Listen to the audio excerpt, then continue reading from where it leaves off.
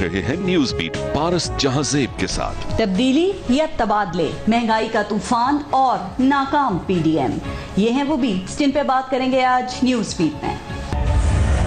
अस्सलाम वालेकुम, मैं हूं पारस जहांजेब। तब्दीली नहीं, तबादले, उसकी टोपी उसके सर, ये तब्दील वो तब्दील, उसको हटाओ और उसको वापस लाओ, ये है वजीर आजम इमरान खान की गवर्नेंस और हुकूमत चलाने का तरीका। 2.5 साल में तीसरा वजीर खजाना आ गया। हफीज शेख को हटाकर अब हम्माद अजहर को वजीर खजाना का इजाफी चार्ज दे दिया गया है। इमरान खान जब भी किसी को लाते हैं ना, तो हमें बताया जाता है कि ये शख्स आम इंसान नहीं बल्कि मसीहा है। पाकिस्तान को ऐसे ही शख्स की तो जरूरत थी, ये सब कुछ ठीक कर देगा। वजीर आजम इमरान खान ने हुकूमत में आते ही सबसे पहले असद उमर को अपनी पार्टी का पोस्टर बॉय बना दिया। मसले का हल असद उमर थे, महंगाई का हल असद उमर के पास था, गुर्बत का इलाज भी असद उमर के पास था, 1 करोड़ नौकरियां असद उमर के बाएं हाथ का खेल था। लेकिन सिर्फ चंद माह बाद ही पोस्टर बॉय को अचानक निकाल बाहर किया और उन पर नाअहली और मौशी फैसलों में ताखीर का इल्जाम लगा। फिर हफीज शेख को लाया गया तो उनका तजुर्बा उनकी सबसे बड़ी खूबी था। वजीर आजम ने कई बार नाम लेकर उनकी बहुत तारीफ की। करंट अकाउंट खसारा खत्म करने पर उनको हीरो ठहराया। उनको हटाने से 3 हफ्ते पहले सेनेट का इलेक्शन भी लड़वाया गया और सिर्फ 1 हफ्ते पहले कहा गया कि उनकी वजह से पाकिस्तान की मईशत ट्रैक पर आ चुकी है। फिर पता चला कि महंगाई खत्म करने में नाकामी पर हफीज शेख को घर भेजना जरूरी था। तबादले हुए, टीम बदली, नहीं बदली तो गरीब की किस्मत नहीं बदली। महंगाई थी, महंगाई है, बेरोजगारी थी, बेरोजगारी है, गवर्नेंस कमजोर थी, कमजोर है, मईशत खराब थी, खराब है, क्योंकि तब्दीली सरकार तबादलों की सरकार जो बन चुकी है। क्या नई मौशी टीम इन मसाइल को हल कर पाएगी? आज प्रोग्राम में जरा इस पे भी हम बात करेंगे। प्रोग्राम में हमें ज्वाइन किया है पाकिस्तान तहरीक इंसाफ से उस्मान डार हमारे साथ मौजूद हैं, PMLN के MNA हैं मियां जावेद लतीफ साहब और पाकिस्तान पीपल्स पार्टी से सरदार नबील गबोल साहब प्रोग्राम में हमारे साथ मौजूद हैं। अस्सलाम वालेकुम, बहुत बहुत शुक्रिया आप सबका प्रोग्राम में शिरकत के लिए। पहले एक ब्रेक लेंगे, देखते रहिएगा न्यूज़ बीट।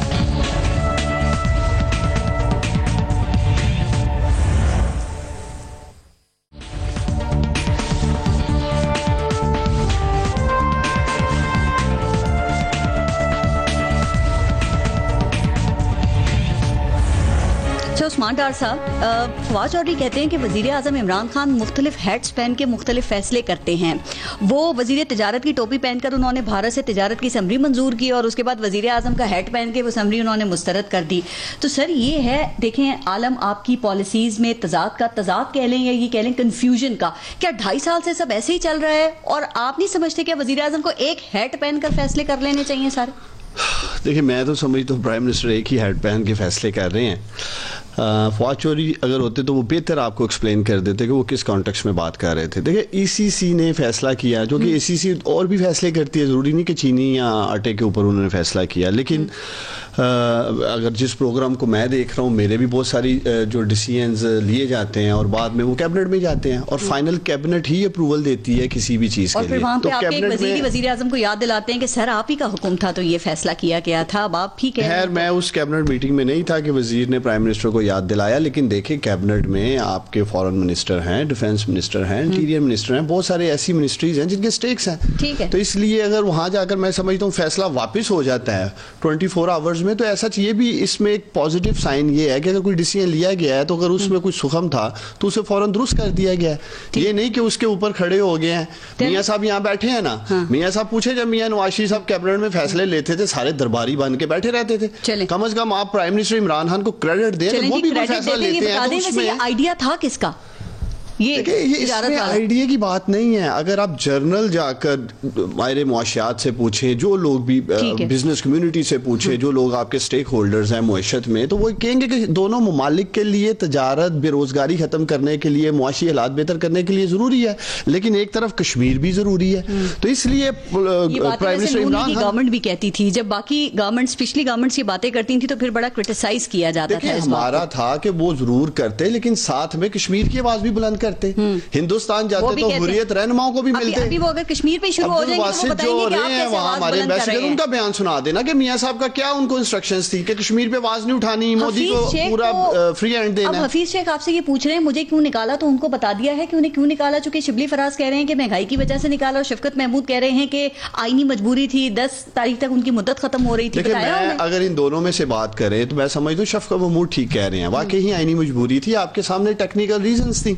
अगर वो सेनेट का इलेक्शन जीत जाते, अगर हमने उन्हें कंटिन्यू नहीं करवाना था तो क्यों सेनेट का इलेक्शन लड़वाया हमने। और दूसरा ये है कि अल्हम्दुलिल्लाह मैं समझता हूं कि हफीज शेख ने कोरोना पेंडेमिक में मुश्किल वक्त में मुआशरत को सहारा दिया। मुश्किल वक्त था पाकिस्तान में, पूरी दुनिया में देखें ना, आपकी सुपर पावर्स अमेरिका, बर्तानिया, बरतरफी बिलावल कहते हैं कि ये पीडीएम की जीत है। बहरहाल अब हमाद अजहर को वजीर खजाना बनाया है, उनको इजाफी चार्ज दिया है, फाइनेंस मिनिस्ट्री इतनी अहम है और इजाफी चार्ज दिया गया है, तो ये रहेंगे 2.5 साल तक। मैं आपको बताता चलूं, इंडस्ट्री मिनिस्ट्री से पहले भी 6 से 8 माह फाइनेंस मिनिस्ट्री का हिस्सा रहे हैं। इतना कोई वसी तजुर्बा तो नहीं है ना, या फिर आपने जरूरत बनाए वजीर खजाना का इश्तेहार दिया हुआ है? चूंकि इससे पहले आपकी वो शौकत तरीन से भी बातचीत चल रही थी और कहा गया कि उन्होंने शर्त रखी कि नैब के मेरे केसेस खत्म करो, तो फिर बात नहीं बनी। पाकिस्तान की मुईशत जिस तरह हमें मिली और जिस तरह स्ट्रगलिंग इकोनॉमी में, ये हकीकत है। ये इसको तो अगले 2.5 साल भी बताते रहेंगे कौम को, क्या इन्होंने तबाहकारियां की, क्या हमें मिला, ये हमारा फर्ज है बताना। ठीक ना कीजिएगा, लेकिन अपना भी लेके हम आगे जाएंगे। ठीक कर रहे हैं, घबरा नहीं रहे हैं, ठीक कर रहे हैं, इंशाल्लाह ठीक करके दिखाएंगे। ना ही अभी तक महंगाई पे काबू पाया जा सका, बेरोजगारी बदतर होती चली जा रही है। अगले 2.5 साल में आपके पास कोई बेहतरी का प्लान है या चेहरे तब्दील करते रहेंगे? अगर हमने इकोनॉमिक इंडिकेटर्स पे जाना, क्या आज आपका यूएस डॉलर स्टेबल नहीं है? हाँ, कम हुआ ना, परफॉर्मेंस बेस्ड हुआ। ये नहीं कि हमने अरबों डॉलर मार्केट में महंगाई कम नहीं हो रही। महंगाई इसलिए कम नहीं हो रही कि महंगाई, मैं पाकिस्तानियों को यकीन दिलाता हूं कि पक्का हाथ डाला इस दफा महंगाई को कंट्रोल करने के लिए। ये वो माफिया की जड़ें थी जो इन दोनों के हुक्मरानों के वक्त में मजबूत की गई। हमने तो उस जड़ को हाथ डाला। इंशाल्लाह ताला हमेशा के लिए दफन करेंगे। किसको इल्जाम देंगे आप? किस चीज अगर मईशत का यही हाल रहा आपके अगले सालों में भी, तो इंशाल्लाह ताला बेहतरी की तरफ ही जाएगी।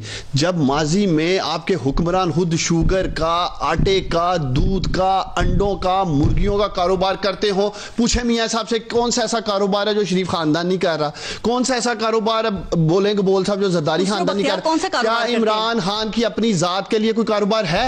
आप बताएं मुझे, कोई ऐसा कारोबार जो वजीर आजम इमरान खान कर रहे हो, कौन सा कारोबार मुल्क से बाहर हो, जिन हालात जो आपके वो थे रजाक दाऊद, वो कौन सा कारोबार करते हैं? जरा उनके कारोबार भी साथ साथ बताएं। नदीम बाबर का कारोबार भी बताएं। प्राइम मिनिस्टर इमरान खान अल्हम्दुलिल्लाह अवाम का इंटरेस्ट वॉच कर रहे हैं, किसी को दिहाड़ी नहीं लगाने देंगे। अवाम का इस वक्त ये कि महंगाई कम होना चाहिए। आज भी उनसे सवालात हुए हैं, खान साहब या तो हमें घबराने दें या फिर महंगाई को कम कर दें। मेरा आर्गुमेंट ये है कि आप माजी में बताएं कितनी रिपोर्टें इन्होंने पब्लिश की, कितनी इंक्वायरियां हुई, आपने क्या किया? मियां साहब या गबोल साहब मुझे किसी एक आड़ती का एक कार्रवाई की आपने किसी के खिलाफ, सिवाय आप वजारतें चेंज कर देते हैं या आप हटा देते हैं। भी पकड़ दकड़ नहीं कर सकते। इंक्वायरियां हो रही हैं इंशाल्लाह ताला। ये चीनी वाला, आटे वाला, पेट्रोल वाला, कब्जा माफिया, सब मंतकी अंजाम तक पहुंचेंगे। खबरें चल रही हैं चीनी माफिया के खिलाफ हुकूमत कार्रवाई कर रही है। डॉक्टर साहब सिर्फ ये बताएं कि चीनी की कीमत कब कम हो रही है, होगी भी है नहीं होगी? आगे रमजान आ रहे हैं, आवाम का एहसास करें थोड़ा सा। देखिए, जब तक हम चीनी के सट्टा माफिया को मंतकी अंजाम तक नहीं पहुंचाएंगे,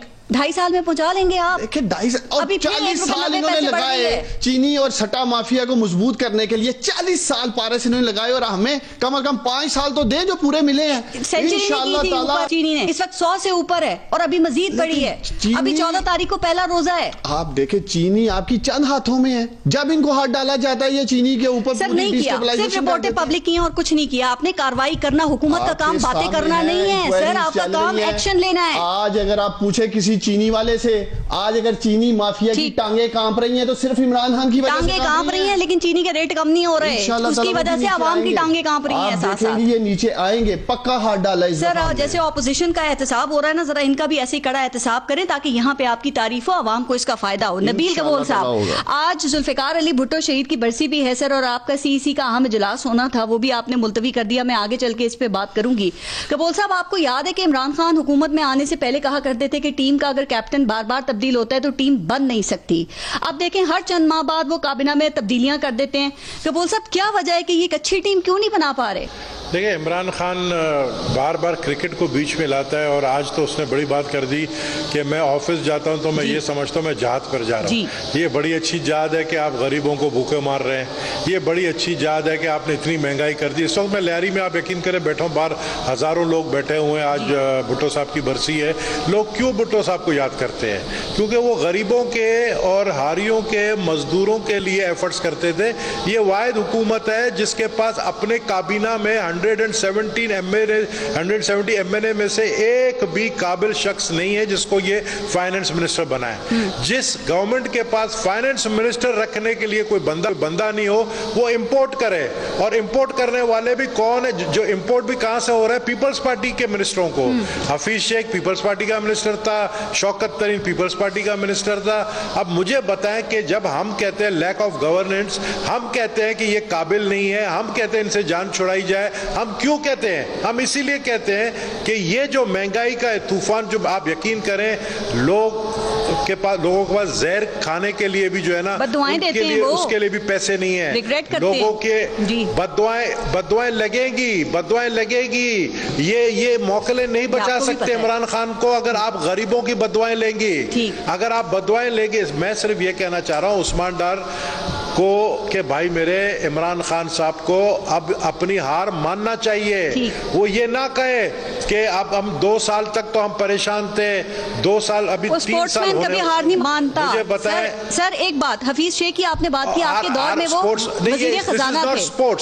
पाकिस्तान पीपल्स पार्टी का दावा था कि आपके दौर में मईशत बड़ी अच्छी थी। नबील कबोल साहब, एक कामयाब अब्दुल हफीज शेख इस दौर में नाकाम क्यों हो गए सर? क्या खान साहब की पॉलिसीज का कोई इशू है, मसला है, या उन पे अमल दरामद का मसला है कोई? इंटरफेरेंस जब होगा, अगर आप एक मिनिस्ट्री में 4 लोगों को बिठा दोगे और उसको कहोगे भी आप चलाओ, तो हफीज शेख, देखे हफीज शेख ने ये बातें पहले भी की थी। हफीज शेख सेनेट का इलेक्शन भी नहीं लड़ना चाह रहा था, उसको जबरदस्ती लड़वा के, एक तो उसको हरवा के, फिर उसको निकाल के।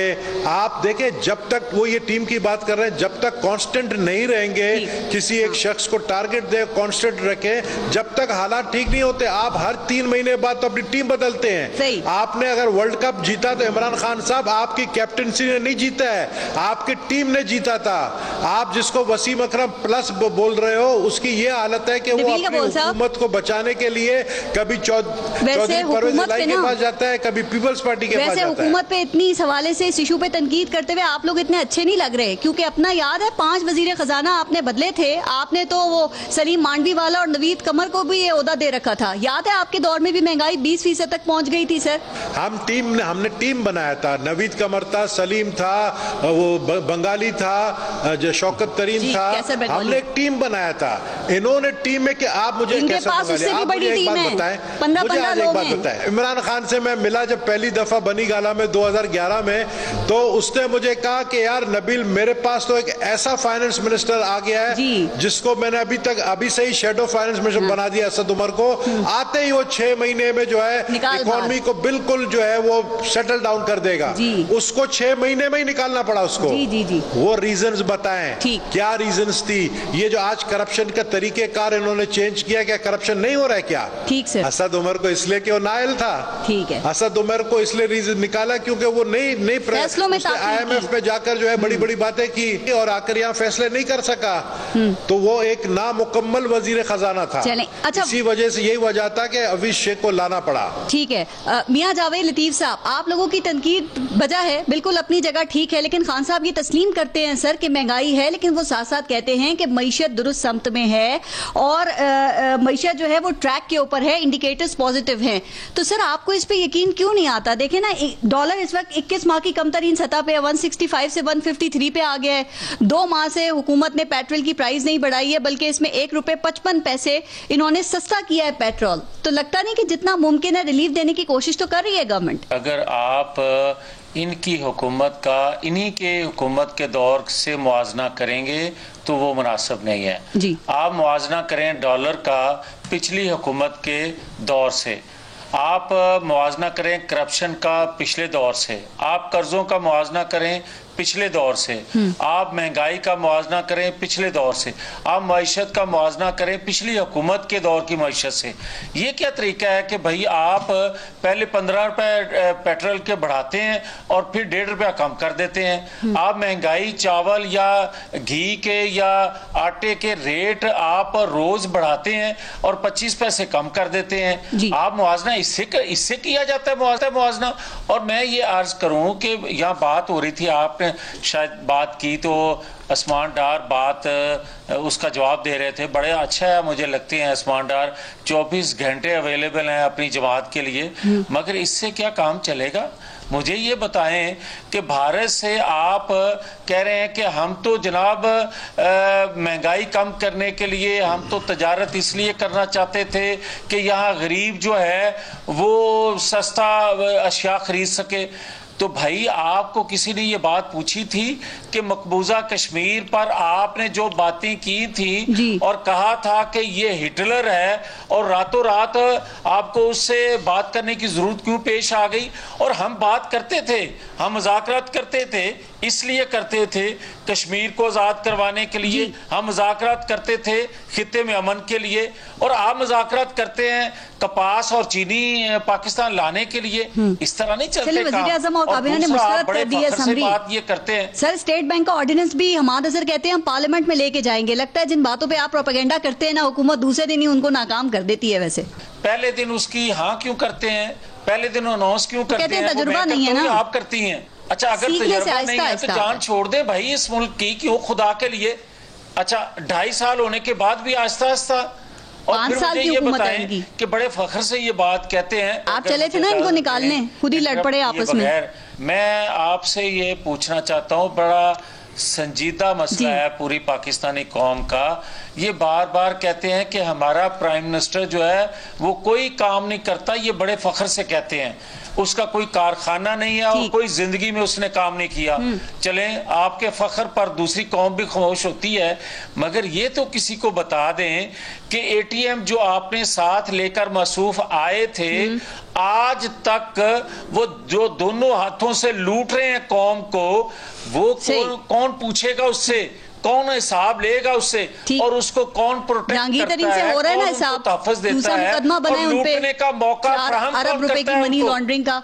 सर बात सुने, ये कहते हैं जिस हालत में मईशत आप छोड़ के गए थे ना, जैसे मुल्क चल रहा है ऐसे ही चल सकता था इस हालत के अंदर। कर्जों की किस्तें वो आपकी दे रहे हैं सर, वो कहते हैं महंगे बिजली के मुआहदे किए, करंट अकाउंट का तोहफा उनको दे के गए, कुछ अपनी गलतियां भी मान लिया करें। मैं ये कहता हूं कि 2.5-3 सालों में जो इन्होंने गुल खिलाए, अगर ये कामयाब हैं तो खुदा के लिए पूरी कौम हाथ जोड़कर इनसे ये गुजारिश करती है कि 2018 वाला पाकिस्तान दे दें, वही मईशत दे दें, वही महंगाई दे दें, वही खजाना दे दें, वही कर्जे दे दें, ये तैयार है इस बात के लिए कि नहीं? तो पूरी पाकिस्तानी कौम इस पर खुश होगी। ये ऑपोजिशन को उस्मान डार साहब क्यों यकीन नहीं आता आप लोगों की संजीदगी पे और मईशत की बेहतरी पे? कहीं इसकी वजह ये तो नहीं है कि 2.5 साल आप इन्हें चोर डाकू करप्ट कहते रहे और अब आप अच्छा भी करते हैं तो वो मानने को तैयार नहीं है? देखिए पारस, एक तो आपके दोनों मेहमानों का मुझे बारी बारी जवाब देना। सबसे पहले तो गबोल साहब महंगाई के ऊपर बड़ा लंबा लेक्चर दे रहे थे। मैं पीपल्स पार्टी के दोस्तों को हर टॉक शो में कहता हूँ कि बेहतर है कि 5 करोड़ के करीब तकरीबन जो सिंध की आबादी है उसकी जिम्मेदारी आप लोगों पे है महंगाई पे। यार आप ही बताओ, टॉक शो में आते हो सीना तान के, कोई ये देखो दूध की प्राइस ये है सिंध में, पंजाब में महंगा है, ये आटे की प्राइस है सिंध में, ये चीनी की प्राइस है सिंध में, और बाबा हम आपको फॉलो कर लेते हैं। आप बड़े तजर्बाकार हैं, आप 40 साल से इस मुल्क की इकोनॉमी के साथ खिलवाड़ कर रहे हैं, चलें आप ही कुछ कर लें, हम आपके पीछे लग जाते हैं। लेकिन ना ना ना ना, सिर्फ आना है, महंगाई का चूरन बेचना है और ये भूल जाना कि 5 करोड़ लोगों की बददुआएं सिंध की इनको लग रही हैं। कभी नहीं ये सोचेंगे, बैठे हैं लिहारी में। काश ये आपके प्रोग्राम में कह रहे थे मैंने सड़क पे बैठना था, फिर मैं सिंध के लोगों को बताता। ये जो कह रहे थे, ये कह रहे थे बदुआओं का, मैं नहीं कह रहा था, ये बदुआएं कह रहे थे ना लग रही हैं, तो फिर लिहारी की सड़क पे मैं लोगों को बताता कि सिंध में महंगाई की वजूहात ये पीपल्स पार्टी वाले हैं। गंदम की सपोर्ट प्राइस 2000 खोल दी है, 40 रुपए का आटा कहां से बेचना है? हौसला रखे जरा। अब आप दोनों ने आप दोनों मेरे लिए काबिल एहतराम है, आप दोनों ने मुंह बंद रखना और कान खुले रखने हैं, सुनते जाएं। मियां साहब पिछले दौर से मुकाबला करें, इनके दौर से क्यों करना है? शर्म आनी चाहिए इन दोनों को। मुशर्रफ के दौर में 60 रुपए का डॉलर था, 90 रुपए में किया पीपल्स पार्टी ने। ठहर जाए मियां साहब, हौसला रखे। 90 से 127 पे ये लोग लेके गए। मियां साहब इन्होंने 5 साल में इतनी एग्रीकल्चर बनाई। अल्फाज बेहतर इस्तेमाल करें, अल्फाज का चुनाव इस तरह ना करें। मैंने ये तो नहीं कहा कि पाकिस्तान खपे नहीं है, देखिए ये बातें नहीं है मियां साहब। अगर बात की है तो हौसले से सुने। आपने मेरी हुकूमत पे, मेरे वजीर आजम पे, मेरे लीडर पे उंगलियां उठाई तो सुने दोनों बैठ के। फिर ये हौसला ही नहीं है, अल्फाज का चुनाव। मासियों की तरह बात नहीं करो, मर्द बनो, मर्द। कोई बात करने की जरूरत नहीं, मासियों की तरह बात मत करो, मर्द बनो। बाद में हौसले से सुनो, हौसले से दोनों उंगलियां उठाई हैं। उसके बाद इंडिया की बात करते हैं। क्या इमरान खान का स्टील का कारोबार पता है ये क्यों बात नहीं? क्या साड़ियां आप जो डॉक्टर इनको कहते हैं ना, आज तक आप लोग ये बात साबित नहीं कर सके हैं। सुने, जब नरेंद्र मोदी हमारी अजीम पाक फौज और इस मुल्क के खिलाफ जहर उगल के पीछे से आएगा अफगानिस्तान से पाकिस्तान और ये लोग उसे वेलकम करेंगे, ये चाहती है इमरान खान करे इस मुल्क में। सर मेरी बात ये होना चाहिए। ये प्रेसिडेंट मसला ये है कि आप चोर डाकू करप्ट उन्हें कहते हैं, आज तक आप साबित नहीं कर सके। आपने वो शहजाद अकबर, वो हर हफ्ते आजाद शुमार लेकर आ जाते हैं, उनके यूनिट में 1 टके की, 1 पाई की रिकवरी नहीं कर सके। आपने बड़ी जबरदस्त बात की है। आपने जस्टिस शेख अजमत सईद की पढ़ी है रिपोर्ट जी, जो वो क्या कहती है? ये लोग हैं जिम्मेदार जिन्होंने अदायगियां आपके दौर में हुई। 40 साल से ब्रॉडशीट में आपके लोगों का नबी ना हवाला दिया, फाइलें गैब होना, फाइलें गैब होना, अदारों से फाइलें गैब हो जाना। इन लोगों ने हैंड पिक लोग लगाए अपने दौर में यही करप्शन को कवर अप देने के लिए। ये लोग जिम्मेदार हैं जो इस मुल्क की अखलाकियत तबाह हो चुकी है। जहांगीर तरीन पे मुकदमा हुआ है अभी दूसरा 4 अरब की मनी लॉन्ड्रिंग का। ये मुकदमा वैसे ही है जैसा शहबाज शरीफ पे है, लेकिन शहबाज शरीफ जेल में और जहांगीर तरीन बाहर क्यों? ये तो पाकिस्तान की अदालतें फैसला करें, इदारे करें, या हमने करना है? शहबाज शरीफ का मुकदमा नैब में और जहांगीर तरीन का FIA में क्यों? तो देखिए ये तो FIA में कमेटी बनाई उसकी जुरिस्डिक्शन नहीं है, कोई और इदारा करे। आप मुझे बताएं, ईमानदारी से बताएं, क्या इमरान खान ने जहांगीर तरीन को कोई कवर अप दिया? क्या अभी तक गिरफ्तार क्यों नहीं किया? जिन्होंने गिरफ्तार करना उन्होंने करना। ऐसे करें ना जैसे ऑपोजिशन वालों को करते हैं, उनको पहले गिरफ्तार करके बाद में मुकदमा बनाते हैं। पहले मुझे एक बात बताएं ना, क्या मरियम जमानत पे नहीं है? क्या जहांगीर तरीन अगर जमानत पे हुई, नैब की हिरासत में रही, जहांगीर तरीन को लंदन से आए हुए कितना टाइम हो गया, अभी तक वो गिरफ्तार हुए? आपका इरादा होता वो हो चुके होते, बाप बेटे ने जमानत करवा ली। मरियम नवाज को जहांगीर तरीन को जमानत दे देती हैं, हम कौन होते हैं उनके जाके गिरफ्तार करने वाले? 2 दिन बाद जमानत। लेकिन मैं समझता हूं पारस, ये ज्यादती अगर आप समझते हैं कि जहांगीर तरीन के मामले में कहीं भी प्राइम मिनिस्टर फ्लेक्सिबिलिटी दिखा रहे हैं। अभी ऑपोजिशन एतराज करेगी, ये तो ये करेंगे, वो अंदर चले जाएगा, ये किसी और के पीछे होना चाहिए। पहले तो ये कहते थे कि जहांगीर तरीन को भगा दिया, जहांगीर तरीन वापस आ गया, मियां नवाज शरीफ वापस नहीं आया, तो ले आपने भेजा उनको भी, आए ना वापस, मुकदमात का सामना कर रहे हैं, अपने दफा में वकील पेश। ब्रेक ले लूं जरा, ब्रेक के बाद बोल साहब और मियां साहब इसका जवाब दीजिएगा। ब्रेक लेते हैं, देखते रहेगा न्यूज़ में।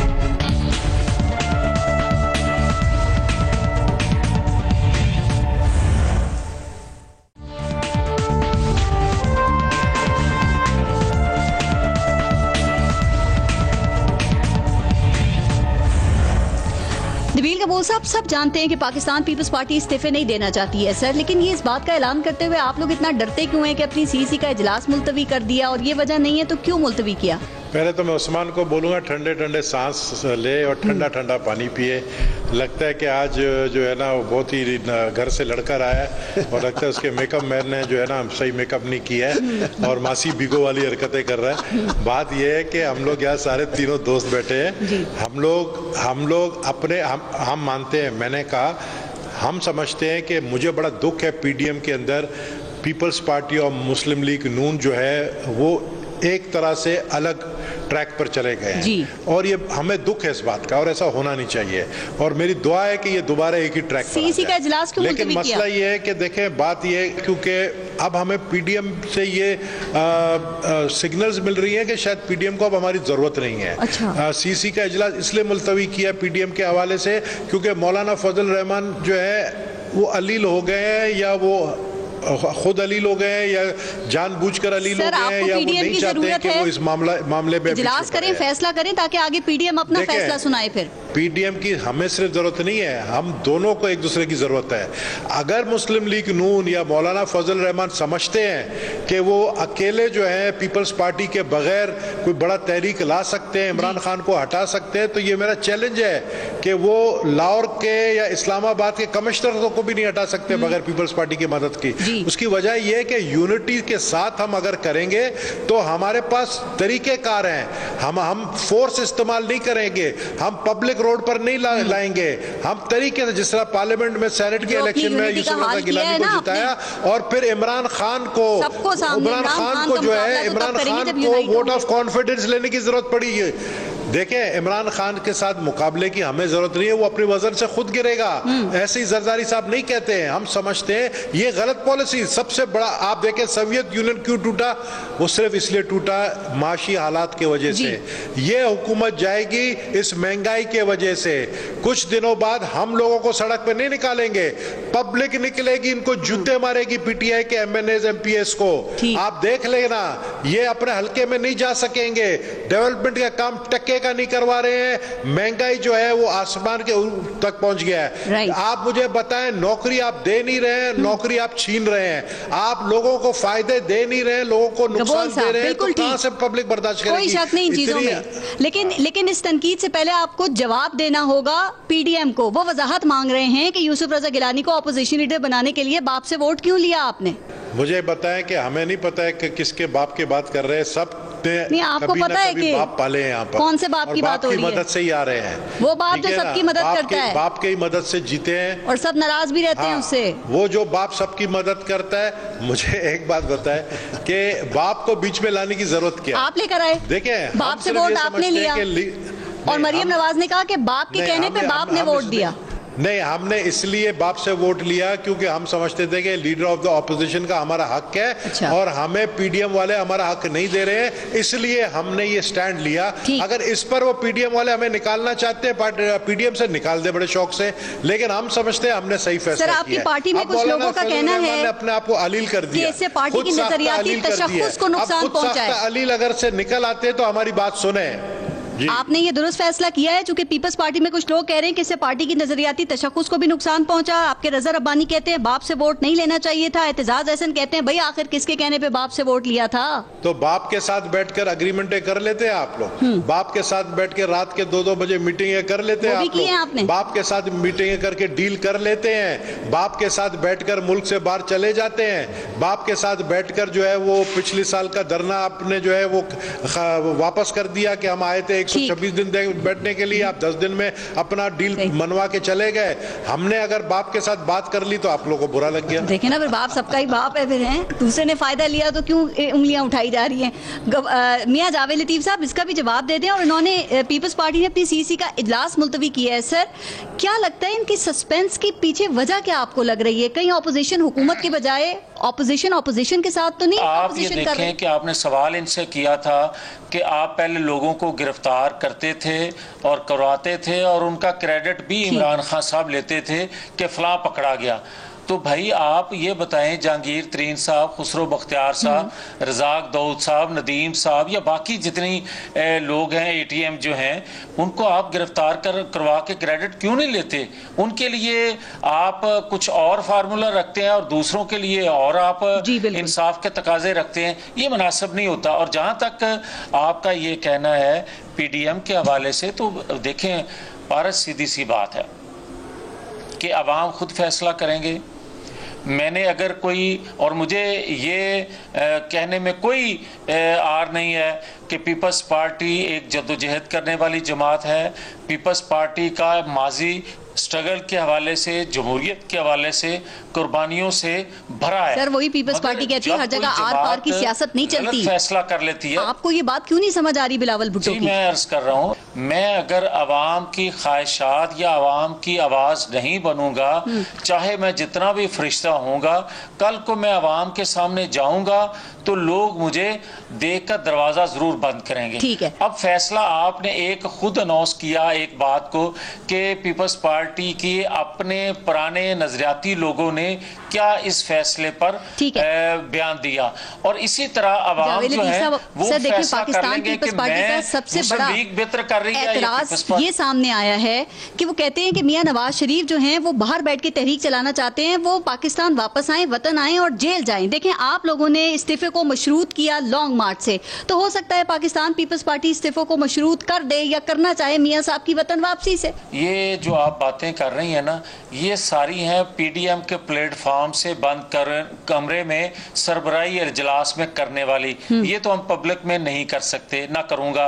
मगर जो आपने सवाल किया है कि आप को इतराज क्या है, हमें इतराज सबसे बड़ा ये है, और मुझे नहीं पूरी पाकिस्तानी कौम को ये है, कोई एहसास करे या ना करे कि यूसुफ रजा गिलानी साहब को जो अपोजिशन लीडर बने हैं ये तरीकाकार मुनासिब नहीं था। चलें ठीक है, मैं इतना ही कहूंगा। इसीलिए आपने कहा अपोजिशन लीडर उनको नहीं मानेंगे, और पीपल्स पार्टी ने भी धमकी दे दी कि शहबाज शरीफ को भी हम नहीं मानेंगे। थोड़ा सा टाइम रह गया, मैं आखिर में जरा डस्का के ऊपर बात करना चाह रही हूँ।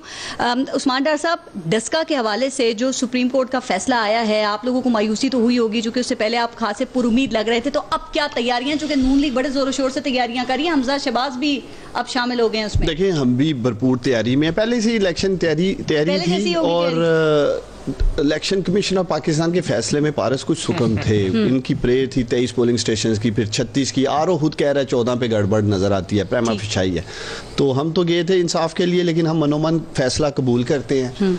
मियाँ साहब की तरह ना किसी हिलाई मलूक का जिक्र कर रहे हैं, ना क्यों निकाला की बातें कर रहे हैं, ना ही आप देखें एक हफ्ता पहले जब रिमार्क्स आ रहे थे अंदर से, तो किस तरह नून लीग इलेक्शन कमीशन ठीक कर रहा था ना, आपने पूरे इलेक्शन कमीशन से उठा के इस्तीफा मांग लिया। फिर हमने तो सेनेट की वजह से पारस मांगा था।